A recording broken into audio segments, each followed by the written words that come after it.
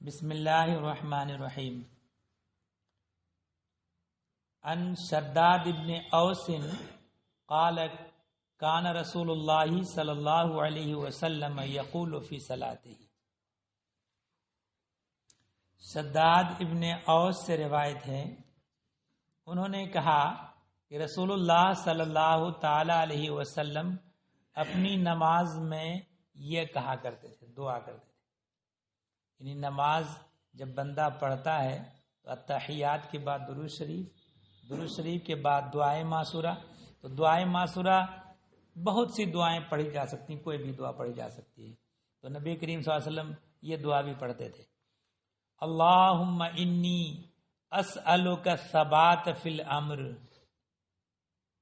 اے اللہ، میں تجھ سے دعا کرتا ہوں کہ دین سے جو امور متعلق ہیں ان میں ثبات قدمی عطا فرما، اس میں استقامت عطا فرما. والعزیمت علی الرشد، اور ہدایت پر عزیمت عطا فرما، یعنی عزم، یعنی قائم استقامت عطا فرما. وَأَسْأَلُكَ شُكْرَ نِعْمَتِكَ، اے اللہ میں تجھ سے دعا کرتا ہوں کہ اپنی نعمت کے شکر ادا کرنے کی توفیق عطا فرما. وحسن عبادتک، اور اپنی اچھی عبادت کرنے کی توفیق عطا فرما. حسن عبادت کا مطلب یہ ہوا کہ جو فرائض ہیں ان اور شرائط ہیں، فرائض اور شرائط کے ساتھ ہم عبادت کر سکیں، اس کی ہمیں توفیق عطا فرما. وَأَسْأَلُكَ قَلْبًا سَلِيمًا، اے اللہ میں تجھ سے دعا کرتا ہوں ایسے دل کا جو پاک اور صاف ہو، فاسد عقائد سے اور بغض و کینہ وغیرہ سے. بغض اور کینہ سے، ایک مسلمان کے دل میں دوسرے مسلمان کے تعلق سے بغض اور کینہ نہ ہو، اور فاسد عقائد سے پاک و صاف ہو. تو اے اللہ میں تجھ سے دعا کرتا ہوں کہ قلب ایسے دل کا جو فاسد عقائد سے اور بغض و کینہ سے پاک صاف ہو، سلامت رہے. وَلِسَانًا صَادِقًا، اے اللہ میں تجھ سے دعا کرتا ہوں کہ سچی زبان ہو، کبھی جھوٹ کا کوئی شائبہ نہ ہو. یہ دعا امت کی تعلیم کے لیے بھی کہ امت یہ اس طرح دعا کریں. وَأَسْأَلُكَ مِنْ خَيْرِ مَا تَعْلَمُ، اور میں تجھ سے دعا کرتا ہوں، سوال کرتا ہوں اس چیز کی بھلائی کا جسے تو جانتا ہے. وَأَعُوذُ بِكَ مِنْ شَرِّ مَا تَعْلَمُ، اور میں تیری پناہ لیتا ہوں اس کے شر سے جسے تو جانتا ہے. وَأَسْتَغْفِرُكَ لِمَا تَعْلَمُ، اور میں تجھ سے مغفرت طلب کرتا ہوں اس کے لیے جسے تو جانتا ہے. رواہ النسائی وروا احمد و نحوہ، اس حدیث کو امام نسائی نے روایت کیا اور احمد نے اس کے مثل. وعن جابر قال کان رسول اللہ صلی اللہ علیہ وسلم یقول فی صلاته بعد التشہد احسن الکلام کلام اللہ واحسن الہدی ہدی محمد صلی اللہ علیہ وسلم. حضرت جابر رضی اللہ تعالی عنہ سے روایت ہے، انہوں نے کہا کہ رسول اللہ صلی اللہ تعالی علیہ وسلم نے فرمایا، کہا کرتے فی صلاتہ بعد التشہد، اپنی نماز میں تشہد کے بعد کیا کہا کرتے کہ سب سے اچھا کلام کلام اللہ ہے، سب سے اچھا کلام اللہ کا کلام ہے. واحسن الہدی، اور سب سے بہتر طریقہ محمد صلی اللہ علیہ وسلم کا طریقہ ہے. رواہ النسائی، اس حدیث کو نسائی نے روایت کیا. وعن عائشہ رضی اللہ عنہا قالت کان رسول اللہ صلی اللہ علیہ وسلم یسلم فی صلاۃ تسلیمۃ تلقاء وجہہ ثم یمیل الی الشق الایمن شیئا. حضرت عائشہ صدیقہ رضی اللہ تعالی عنہا سے روایت، انہوں نے کہا کہ رسول اللہ صلی اللہ تعالی علیہ وسلم نماز میں جو سلام پھیرتے تسلیمتن تلقا وجہ، اس کا مطلب ہے کہ اپنے سامنے، تو سامنے سلام پھیرنے کا مطلب یہ نہیں کہ پورا سلام سامنے پھیرتے، بلکہ جب سلام پھیرنا ہوتا تو جس وقت قبلہ کی طرف منہ ہوتا اسی وقت سے شروع کرتے اور السلام علیکم ورحمۃ اللہ ایسے کر کے سلام پھیرتے ہوئے روز چہرے مبارک کو موڑتے تھے. یعنی سلام پھیرنے کا آغاز قبلہ کی طرف رخ رکھتے ہوئے کرتے تھے. ایسا نہیں کہ منہ ادھر گھما لیا اس کے بعد پورا منہ کرنے کے بعد السلام علیکم ورحمۃ اللہ کہیں، بلکہ قبلہ کی طرف منہ رکھتے ہوئے شروع کر دیتے اور سلام پھیرتے ہوئے دائنی طرف رخ کو موڑتے تھے. اس حدیث کو امام ترمذی نے روایت کیا. وان سمرہ قال امرنا رسول اللہ صلی اللہ علیہ وسلم ان نرد علی الامام ونتحاب ان يسلم بعضنا على بعض. حضرت سمرہ رضی اللہ تعالی عنہ سے روایت ہے، انہوں نے کہا کہ رسول اللہ صلی اللہ تعالی علیہ وسلم نے ہمیں حکم دیا کہ ہم امام کو سلام کا جواب دیں. کیا مطلب ہوا؟ جب نماز میں سلام پھیرتے ہیں، امام کہتا ہے السلام علیکم ورحمۃ اللہ، دائنی طرف پہلے پھیرتا ہے، تو دائنی طرف والے جب دائنی طرف سلام پھیریں گے تو جو آدمی ایسی جگہ کھڑا ہے کہ ان کے دائنی طرف کوئی اور آدمی ہے تو ان کو سلام کی نیت کرے، اور جو بالکل آخر میں ہے تو اب ادھر فرشتے ہوں گے ان کو سلام کی نیت کرے، اور پھر جب دوسرا سلام پھیرے دائنی طرف والے تو امام کی نیت کرے اور ان کی بائیں طرف جو لوگ ہیں ان کی نیت کرے. اسی طرح جو لوگ امام سے بائیں طرف ہیں جب پہلی بار سلام پھیریں گے تو امام کو سلام کی نیت کریں اور ان کی دائنی طرف جو افراد ہیں ان کو سلام کی نیت کریں، اور جب بائیں طرف سلام پھیریں تو بائیں طرف جو ان کے لوگ ہیں ان کو سلام کی نیت کریں تاکہ امام کو سلام کا جواب دیں. وَنَتَحَابَّ أَن يُسَلِّمَ بَعْضُنَا عَلَى بَعْضٍ، اور ہم اس بات کو محبوب رکھتے ہیں کہ ہم میں سے بعض دوسرے بعض کو سلام کرے. رواہ ابو داؤد، اس حدیث کو ابو داؤد نے روایت کیا. وعن ابن عباس رضی اللہ عنہما باب ذکر بعد الصلاۃ، نماز کے بعد ذکر کے بارے میں یہ باب ہے. عن ابن عباس رضی اللہ عنہما قال كنت اعرف انقضاء صلاة رسول اللہ صلی اللہ علیہ وسلم بالتکبیر.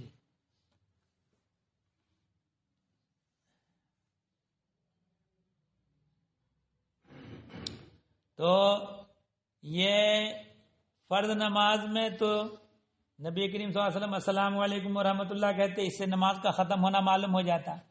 لیکن جو اور بھی سنتیں یا دیگر نمازیں جو نبی کریم صلی اللہ علیہ وسلم انفرادن پڑھتے، ان نمازوں کے بارے میں حضرت ابن عباس روایت نے کہا کہ میں رسول اللہ صلی اللہ تعالی علیہ وسلم کی نماز کا پورا ہونا پہچانتا تھا تکبیر سے. جب نبی کریم صلی اللہ علیہ وسلم نماز سے فارغ ہوتے، سلام پھیرتے، تو اس کے بعد اللہ اکبر کہتے. تو اللہ اکبر جو کہتے، اس سے میں پہچان لیتا تھا کہ نبی کریم صلی اللہ علیہ وسلم کی نماز پوری ہو گئی.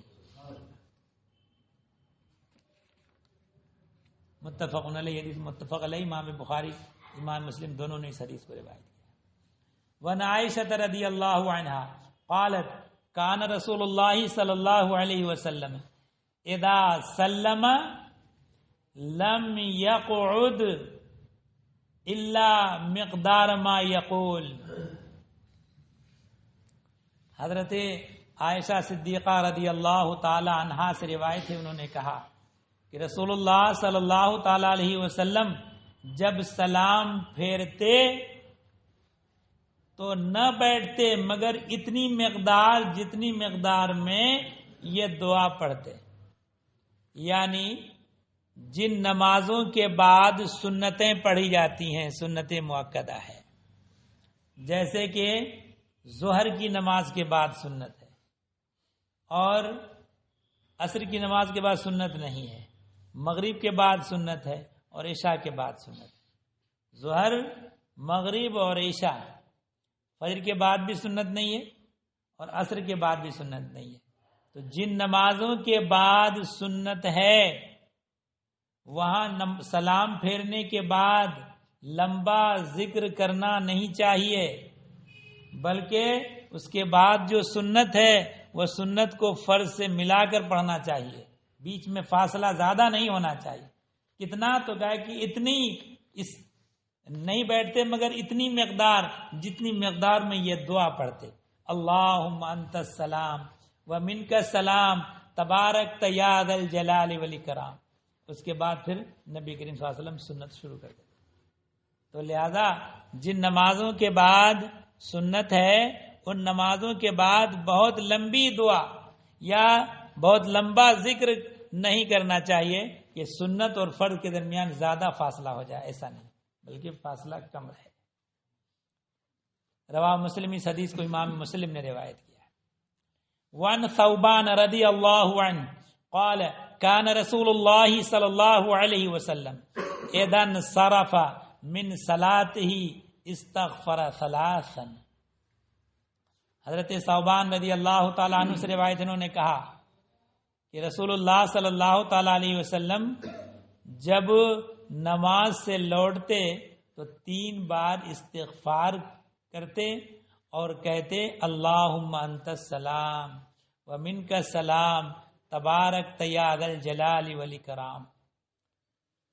اے اللہ تو ہی ہے سلامتی والا، تیری ہی طرف سے سلامتی ہے، برکت والی ہے تیری ذات، یا ذا الجلال والاکرام، اور تو ہی ہے عظمت والا اور بزرگی والا۔ رواہ مسلم، اس حدیث کو مسلم نے روایت کیا۔ وعن المغیرہ ابن شعبۃ ان النبی صلی اللہ علیہ وسلم کان یقول فی دبر کل صلاۃ مکتوبۃ۔ حضرت مغیرہ ابن شعبہ سے روایت ہے کہ نبی صلی اللہ تعالی علیہ وسلم ہر فرض نماز کے بعد یہ کہا کرتے تھے، کیا؟ لا الہ الا اللہ وحدہ لا شریک لہ لہ الملک ولہ الحمد وہو علی کل شیء قدیر۔ ہر نماز کے بعد اس کا معنی ہوا لا الہ الا اللہ، کوئی معبود نہیں سوائے اللہ کی، وحدہ وہ اکیلا ہے، لا شریک لہ اس کا کوئی شریک نہیں، لہ الملک اسی کی بادشاہت ہے، وَلَهُ الْحَمْدُ اور اسی کے لیے حمد اور تعریف ہے، وَهُوَ عَلَى كُلِّ شَيْءٍ قدیر اور وہ ہر شے پر قادر ہے۔ اللہم لا مانع لما اعطیت، اے اللہ جسے تو عطا کرے اس کا کوئی روکنے والا نہیں، ولا معطی لما منعت اور جسے تجھ روک دے اسے کوئی دینے والا نہیں، ولا ينفع ذا الجد منك الجد، لا ينفع ذا الجد منك الجد، نصیبے والے کو تیرے عذاب سے اس کا نصیب نفع نہیں پہنچائے گا، اللہ کا فضل ہی اسے بچا سکتا ہے اور کوئی نہیں بچا سکتا۔ متفق علیہ، یہ حدیث متفق علیہ۔ وعن عبداللہ ابن زبیر قال کان رسول اللہ صلی اللہ علیہ وسلم اذا سلم من صلاته یقول بصوته الاعلی۔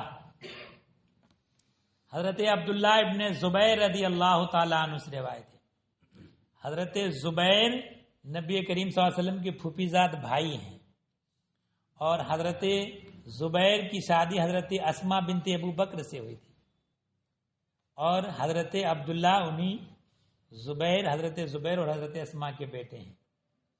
حضرت عبداللہ کو پالا تھا حضرت عائشہ صدیقہ رضی اللہ تعالی عنہا نے۔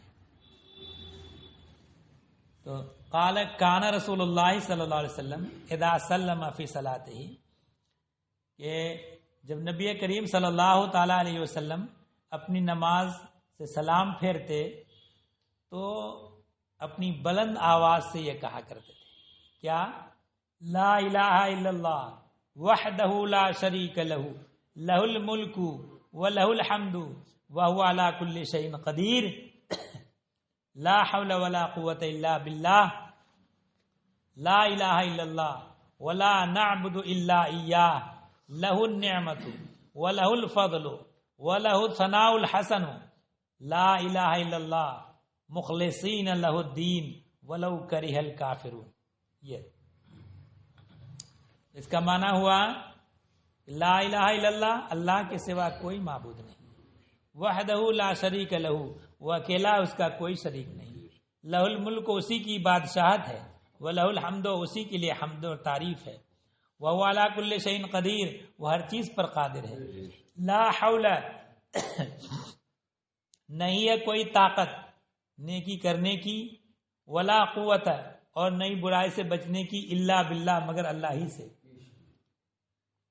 لا الہ الا اللہ، نہیں ہے کوئی معبود سوائے اللہ کے، ولا نعبد الا ایاہ، ہم عبادت نہیں کرتے مگر اسی کی، یعنی اللہ ہی کی، لہ النعمت، اسی کی نعمت ہے، وَلَهُ الْفَضْلُ، اسی کا فضل ہے، وَلَهُ الثَّنَاءُ الْحَسَنُ، اور اسی کی اچھی تعریف ہے، لا الہ الا اللہ، کوئی معبود نہیں سوائے اللہ کے، مخلصین لہ الدین، ہم اس کے لیے دین کو خالص کرتے ہیں، وَلَوْ كَرِهَ الْكَافِرُونَ، اگرچہ کافر برا جانے، برا مانے. روا مسلم، اس حدیث کو امام مسلم نے روایت کیا. وَعَنْ سَعْدٍ أَنَّهُ كَانَ يُعَلِّمُ بَنِيهِ هَؤُلَاءِ الْكَلِمَاتِ، حضرت سعد ابن ابی وقاص رضی اللہ تعالی عنہ سے روایت ہے. حضرت سعد ابن ابی وقاص یہ بہت جلیل القدر صحابی ہیں، اور صحابہ کرام نبی کریم صلی اللہ تعالی علیہ وسلم کی بارگاہ میں اس طرح خراج عقیدت پیش کرتے تھے، کہتے تھے یہ فدا کہ ابی و امی یا رسول اللہ، اے اللہ کے رسول میرے ماں باپ آپ پر قربان. مگر حضرت سعد وہ ہیں کہ جنگ احد میں جب نبی کریم صلی اللہ تعالی علیہ وسلم نے ایک پہاڑی پر 50 تیر انداز کو بیٹھا دیا تھا کہ ہماری چاہے فتح ہو کہ شکست ہو، وہاں سے تمہیں ٹلنا نہیں ہے، وہیں تمہیں رہنا ہے. اور اس کے بعد جنگ احد ہوئی، مسلمانوں کو کامیابی ہوئی، کفار کے پیر اکھڑ گئے، وہ بھاگ رہے. اب اس کے بعد جب وہاں سے نکل گئے تو جو مسلمان احد کے میدان میں تھے وہ مال غنیمت سمیٹ لینے لگے. تو پہاڑ پر جو 50 تیر انداز کو بیٹھایا تھا، انہوں نے سمجھا کہ جنگ تو جیت گئے ہم لوگ، اب یہاں رہنے کی کوئی ضرورت نہیں، وہاں سے اتر گئے، نیچے آ گئے. جب نیچے آ گئے تو پیچھے سے حضرت خالد ابن ولید ابھی مسلمان نہیں ہوئے تھے، اور جنگ کی فنکاری ان کے اندر بہت زیادہ تھی، کیسے ٹیکنیک جنگ کی کیسے لڑی جائے. تو پیچھے سے انہوں نے آ کر کے حملہ کر دیا، اور اتنا زوردار حملہ ہوا کہ مسلمانوں کے پیر اکھڑ گئے اور بہت سے لوگ ادھر ادھر بھاگنے لگے، یہاں تک کہ نبی کریم صلی اللہ تعالی علیہ وسلم کے پاس بس چند صحابہ کرام رہ گئے. اور اسی میں ایک پتھر آ کے لگا، نبی کریم صلی اللہ علیہ وسلم کو زخم آ گیا تھا. اور پھر اس کے بعد احد میں اور آگے بھی چلے گئے اور ایک جگہ جا کے بیٹھے وہاں پتھر پر. وہاں حضرت سعد ابن وقاص تیر چلا دشمن قریب پہنچنے کی کوشش کر رہے تھے کہ نبی کریم صلی اللہ علیہ وسلم کو معاذ اللہ شہید کر دیں. تو حضرت سعد تیر چلا کر کے دشمنوں کو روکتے تھے. تو نبی کریم صلی اللہ علیہ وسلم نے حضرت سعد سے اس موقع سے کہا یا فدا کہ ابی و امی یا سعد ارمے، اے سعد میرے ماں باپ تم پر قربان، تم تیر چلاتے رہو. تو حضرت سعد وہ ہیں کہ جن کے بارے میں نبی کریم صلی اللہ علیہ وسلم نے ہی فرمایا کہ میرے ماں باپ تم پر قربان. اللہ حضرت سعد ابن وقاص رضی اللہ تعالیٰ عنہ کا مزار شریف چائنا میں ہے نا. تو تجارت کے لیے سفر کر کے وہاں گئے ہوں گے اور وہیں وصال ہو گیا ان کا، تو وہاں مزار شریف ہے باقاعدہ، لوگ جاتے ہیں زیارت کے لیے۔ تو حضرت سعد سے روایت ہے انہو کان یعلم بنی ہے ہاؤلاء الکلمات، حضرت سعد اپنے بیٹوں کو یہ کلمات سکھاتے تھے، وہ یقول اور کہتے تھے ان رسول اللہ کان یتعوذ بہن دبر الصلاۃ، نبی کریم صلی اللہ تعالی علیہ وسلم نماز کے بعد ان کے ذریعے ان کی پناہ لیتے تھے، کیا اللہم انی اعوذ بک من الجبن، اے اللہ میں تیری پناہ لیتا ہوں بزدلی سے، وَأَعُوذُ بِكَ مِنَ الْبُخْلِ، اور اے اللہ میں تیری پناہ لیتا ہوں بخل سے، وَأَعُوذُ بِكَ مِنْ أَرْذَلِ الْعُمُرِ، اور میں پناہ لیتا ہوں ارذل عمر سے۔ ارذل عمر کہتے ہیں عمر کا وہ حصہ، بڑھاپا، بہت زیادہ بڑھاپا کا حصہ، زمانہ جس میں انسان کی عقلیں جاتی رہتی ہیں، تو ایسی عمر سے اللہ کے رسول نے پناہ مانگی، اس لیے نبی کریم صلی اللہ علیہ وسلم کو اللہ تبارک و تعالیٰ نے اٹھا لیا 23 سال کی یا 63 سال کی عمر میں۔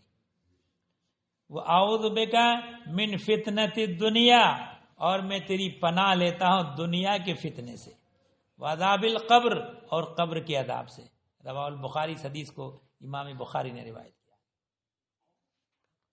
وعن ابی ہریرہ قال ان فقراء المہاجرین اتوا رسول اللہ صلی اللہ علیہ وسلم فقالوا فقد ذهب اہل الدثور بالدرجات العلا والنعیم المقیم۔ حضرت ابو ہریرہ رضی اللہ تعالیٰ عنہ سے روایت، انہوں نے کہا کہ مہاجرین میں سے جو فقراء تھے، یعنی زیادہ مال والے نہیں، محتاج، تو محتاج فقراء مہاجرین رسول اللہ صلی اللہ تعالی علیہ وسلم کی بارگاہ میں حاضر ہوئے اور عرض کی کہ قد ذهب اہل الدثور، مال والے تو بلند درجات میں پہنچ گئے، کہ بھئی نماز ہم بھی پڑھتے ہیں وہ بھی پڑھتے ہیں، روزے ہم بھی رکھتے ہیں وہ بھی رکھتے ہیں، لیکن وہ خیرات کرتے ہیں ہم نہیں کر پاتے، ہمارے پاس مال نہیں ہے، تو وہ تو بلند درجات میں پہنچ گئے اور ہم ہی رہ گئے۔ والنعیم المقیم، اور قائم رہنے والی نعمتوں میں پہنچ گئے۔ فقال ما ذاک، وہ کیسے؟ قالوا یا رسول اللہ یصلون کما نصلی، وہ نماز پڑھتے ہیں جیسے ہم پڑھتے ہیں، ویصومون کما نصوم، وہ روزے رکھتے ہیں جیسے ہم روزے رکھتے ہیں، ویتصدقون ولا نتصدق، وہ صدقہ دیتے ہیں ہم نہیں دے پاتے، ہمارے پاس مال ہی نہیں، وَيُعْتِقُونَ وَلَا نُعْتِقُ، وہ غلاموں کو آزاد کرتے ہیں اور ہم آزاد نہیں، غلام خرید کر کے آزاد کرنا پڑتا، ہمارے پاس مال ہی نہیں کہ غلام آزاد کریں۔ فقال رسول اللہ صلی اللہ علیہ وسلم افلا اعلمکم شیئا تدرکون بہ من سبقکم، تو نبی کریم صلی اللہ تعالی علیہ وسلم نے فرمایا کیا میں تمہیں سکھا نہ دوں ایسی چیز جن کے ذریعے تم پالو ان لوگوں کو جو تم پر سبقت لے گئے ہیں، یعنی جو تم سے آگے بڑھ گئے درجات میں، تم ان کو پالو۔ وَتَسْبَقُونَ بِهِ مَنْ بَعْدَكُمْ، اور تمہارے بعد جو لوگ ہیں ان پر تم سبقت لے جاؤ۔ وَلَا يَكُونُ أَحَدٌ أَفْضَلَ مِنْكُمْ، اور کوئی تم سے افضل نہ ہو، إِلَّا مَنْ صَنَعَ مِثْلَ مَا صَنَعْتُمْ، مگر وہ جو ایسا ہی کرے جیسے تم کرتے ہو، تم پر سبقت نہیں کرے گا کوئی بھی، مگر وہی تم سے جو جیسا تم کرتے ہو ویسے وہ بھی کریں۔ قالوا بلا، تو صحابہ کرام نے کہا کیوں نہیں یا رسول اللہ؟ قال تسبحون وتکبرون وتحمدون دبر کل صلاۃ 33 مرۃ، تم تسبیح بیان کرو اور تکبیر کہو اور حمد بجا لاؤ ہر نماز کے بعد 33 بار۔ جو تسبیح فاطمی ہے 33 بار سبحان اللہ اور 33 بار الحمدللہ، اور اس حدیث میں 33 بار اللہ اکبر ہے، اور دوسری روایت میں 34 بار اللہ اکبر کا ذکر ہے۔ قال ابو صالح نے کہا فرجع فقراء المہاجرین الی رسول اللہ صلی اللہ علیہ وسلم، وہ تسبیح پڑھنے لگے، لیکن ظاہر سی بات ہے کہ جب نبی کریم صلی اللہ علیہ وسلم نے بتایا تو صرف انہی فقراء مہاجرین کے لیے تو نہیں سنا، اور بھی دوسرے لوگوں نے سنا۔ تو کچھ دنوں کے بعد جب وہ جو مالدار لوگ جو صدقہ کرتے تھے، نماز بھی پڑھتے، روزے بھی رکھتے، تو وہ حضرات کی تسبیح بھی پڑھنے لگے۔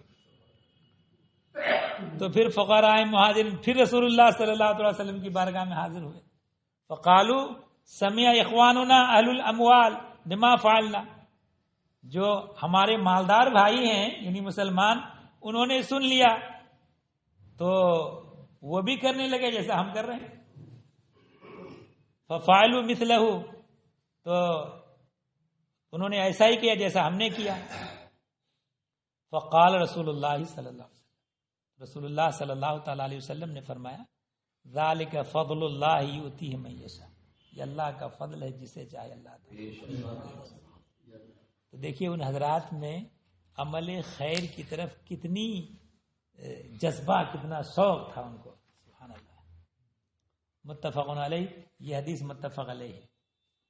ولیس قول ابی صالح الی آخرہ الا عند مسلم، البتہ ابو صالح کی جو روایت آئی ہے وہ امام مسلم نے روایت کی ہے نا، اور بخاری کی روایت میں اتنا ہے کہ تسبحون فی دبر کل صلاۃ عشرا وتحمدون عشرا وتکبرون عشرا، بدلہ ثلاثوں و ثلاثین۔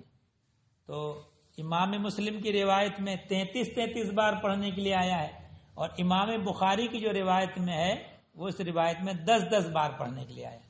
تو ہو سکتا ہے کہ الگ الگ موقع سے نبی کریم صلی اللہ علیہ وسلم نے کبھی 10 بار بتایا ہو اور پھر بعد میں 33 بار بھی بتایا ہو۔ بس 2 حدیثیں رہ گئی اس بات کی۔ وان کعب بن عجرہ قال کان رسول اللہ صلی اللہ علیہ وسلم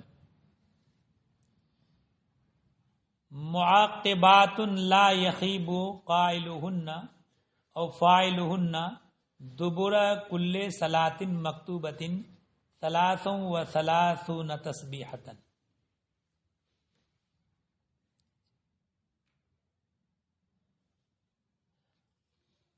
کچھ معاقبات، کچھ یہ کہ بعد دیگرے آنے والی چیزیں کچھ ایسی ہیں کہ ان کا کہنے والا کبھی گھاٹے میں نہیں جائے گا، کبھی خسارے میں نہیں۔ اب قائلہن کہاں، راوی کو یہاں شک ہو گیا، او فاعلہن، کہنے والا یا ایسا کرنے والا۔ دبر کل صلاۃ مکتوبۃ، ہر فرض نماز کے بعد 33 تسبیحۃ، 33 تسبیح ہیں، سبحان اللہ 33 بار، و33 تحمیدۃ، 33 بار سبحان الحمدللہ، و 34 تکبیرۃ، اور 34 بار اللہ اکبر۔ ہر فرض نماز کے بعد جو ایسا پڑھے وہ کبھی خسارے اور گھاٹے میں نہیں۔ اللہ تعالیٰ اس پر بہت زیادہ اجر و ثواب عطا فرمائے۔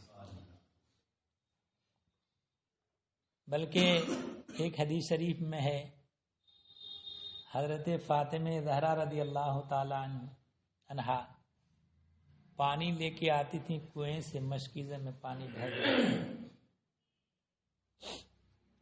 تو مشکیزے میں آپ نے دیکھا ہوگا چمڑے کا تھیلا جس میں پانی بھرا جاتا، اب تو ختم ہو گیا، لیکن پہلے پانی بھر کر کے کنویں سے، پہلے اتنا ہینڈ پمپ وغیرہ یہ پانی کا نہیں تھا، کنووں سے پانی بھر بھر کے لوگوں کے گھروں میں پانی اکٹھا کیا تھا، وہ پانی استعمال کرتے تھے۔ تو وہ مشکیزے میں پانی لاتے تھے، تو مشکیزے کو بھر کر کے وہ لٹکانا پڑتا کندھے سے، تو رسی اس کی حضرت فاطمہ زہرا رضی اللہ تعالیٰ کی رسی کے سر سے ان کی دوش مبارک پر مطلب ایک نشان آ گیا۔ تو پریشانی، تو نبی کریم صلی اللہ علیہ وسلم کی بارگاہ میں انہوں نے پریشانی بیان کی، تو نبی کریم صلی اللہ علیہ وسلم یہ تو انہوں نے یہ سوچا ہوگا کہ سرکار کی بارگاہ میں بیان کریں گے تو سرکار کوئی غلام دے دیں گے جس سے پانی لانے میں آسانی ہو جائے۔ تو نبی کریم صلی اللہ علیہ وسلم نے فرمایا کہ تمہیں اس سے اچھی چیز بتا دیتا ہوں، وہ کیا ہے، وہی تسبیح بیان فرمائی، تم یہ تسبیح بتائیں، یعنی یہ سب دنیاوی چیزیں ہیں اور آخرت کی آدمی کو فکر رکھنا چاہیے۔ تو اس لیے تسبیح فاطمی کے نام سے بھی مشہور ہے یہ تسبیح۔ کی 33 بار سبحان اللہ، 33 بار الحمدللہ اور 34 بار اللہ اکبر۔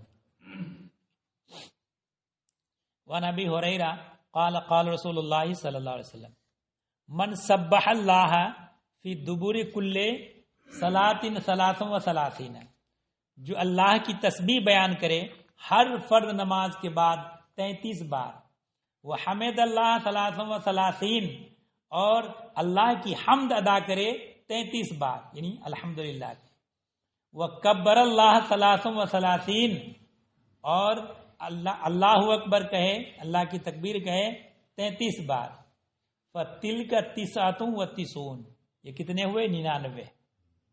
وَقَامَ تَمَامَ الْمِئَةِ، قال، اور پھر فرمایا قال تمام المئتی، کہ 100 پورا ہوگا اس سے، تو 100ویں مرتبہ میں یہ کہے لا الہ الا اللہ وحدہ لا شریک لہ لہ الملک ولہ الحمد وہو علی کل شیء قدیر۔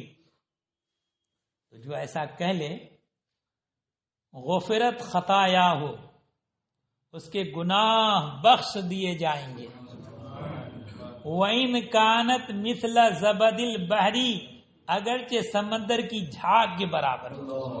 سمندر میں کتنی جھاگ اٹھتی ہے، تو اتنا بڑا سمندر ہے، کہا کہ اگرچہ سمندر کی جھاگ کے برابر ہو، اللہ تبارک و تعالیٰ اس کے گناہوں کو بخش دے گا۔ رواہ مسلم، اس حدیث کو امام مسلم نے روایت کیا۔ اللہم صلی اللہ علیہ وسلم۔